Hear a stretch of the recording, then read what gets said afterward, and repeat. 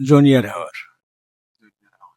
Junior হাওর আমাদের ছোটবেলার এক অবাধ খেলা এবং স্মৃতির জায়গা, যেখানে বৈশাখ মাসে ধান যখন মাড়া হতো, এখানে এসে শখের বসে মাড়া দেখতাম।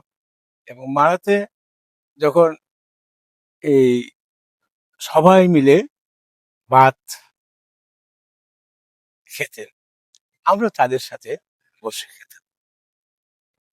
এই জুনিয়র হাওর ঘিরে কত স্মৃতি, কত ভালোবাসা, কত আনন্দ বেদনা জড়িয়ে রয়েছে। সুখ স্মৃতির অংশটাই এখানে বেশি। এই দিগন্ত জোড়া হাওর, এই হাওরে চেঁচান, বাউর, পরশপুর, হরিশরণ, হাতদুলানি, শেওতরসর, পোড়াঘাটি, এসব গ্রামের মানুষের জমি জমা রয়েছে। এখানে জমি জমা রয়েছে আরো বিস্তীর্ণ দূর দূরান্তের গ্রামের মানুষের। তো এই হাওর আর আমাদের গ্রাম দূরত্বের খুব একটা জায়গা নয়। মধ্যখানে গানুড়া নদী, নদী পার হলেই আমরা আমন ক্ষেত মারিয়ে এই জুনিয়র হাওরে। হাওরের মধ্য অংশে যাওয়ার জন্য আগের থেকেই একটি বার্কি নৌকা অপেক্ষমান ছিল খান্দির পারে। চলে আসতাম। এই জুনিয়র হাওর হচ্ছে বুড়ো ক্ষেতের জন্য অত্যন্ত ভালো মানের জমিজমা।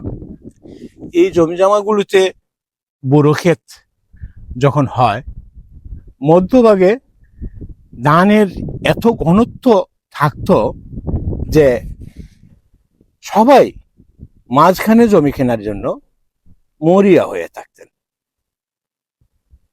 তো এই হাওর আসলে দিন দিন আর হাওর থাকছে না।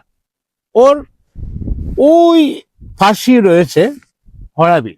হরাবিলের একটি খাল আছে। এই খাল দিন দিন ভরাট হয়ে যাওয়ার কারণে এখন আর আগের মতো ক্ষেত হয় না, কারণ পানি জমে থাকে মধ্যভাগে।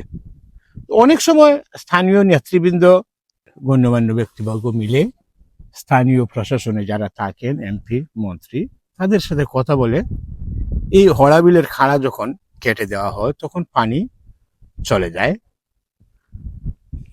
হাওর উপরে, মানুষ তখন ক্ষেত করতে পারে।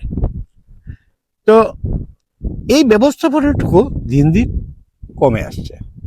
তাই ওই যে অদূরে দেখা যাচ্ছে কিছু লোকজন নৌকার মধ্যে একটা মাপ যোগ করছেন। ওই জমিটা হচ্ছে আমাদের মৌরসি।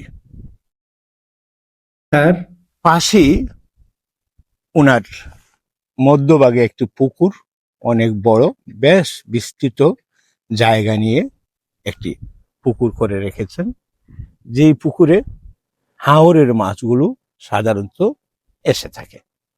এখানে এই ফিশারির মাছ নেই। পুরো জমির আইন কয়েক বছর পর পর মাপ যোগ দিয়ে খুঁটি কাটা মেরে ঠিক করতে হয়। আমি প্রায় ২০-২৫ বছর পর হাওরের মধ্যভাগে এই ভরাট পুকুর পাড়ে বসে প্রকৃতির স্বর্গীয় ভালোবাসার স্বাদ উপভোগ করছি। মনে হলো আজকের দিনটা অনেক বছরের সেরা। এই যে জমির পরিমাণটা বের করা হচ্ছে, আর হাওর জুড়ে পাখিরা খেলা করছে, তারা উড়ছে, যাচ্ছে, আসছে, বসছে। এই হাওরটা যেন পাখিদেরও মেলা।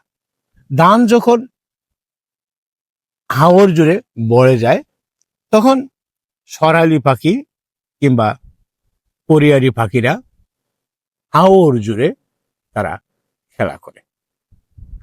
তো অনেকদিন পর আসলাম, ভালো লাগলো। অন্যরকম এক ভালো লাগার বৈচিত্র্যতা আমার হৃদয়ে কাজ করছে। এবং নিজের এই জমিতে আমার আসা হয়নি সম্ভবত 20-22 বছর। 20-22 বছর পরে এখানে আসলাম।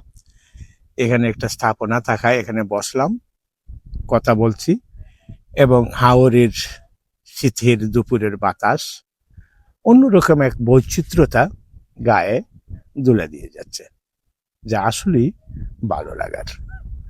তো এই হাওর বৈচিত্র্যতা যে কোনো সময় আপনার কাছের হাওরে বেরিয়ে পড়ুন, ভালো লাগবে। অন্যরকম এক আবহ হৃদয়ে কাজ করবে। অনেক ভালো থাকুন, সকলের জন্য ভালোবাসা, কৃতজ্ঞতা থাকলো। নিশ্চয় দেখা হবে অন্য কোনো ভিডিওতে, অন্য কোনো ব্লগে, অন্য কোনো ডেস্টিনেশনে। ততক্ষণে ভালো থাকুন। খোদা হাফেজ।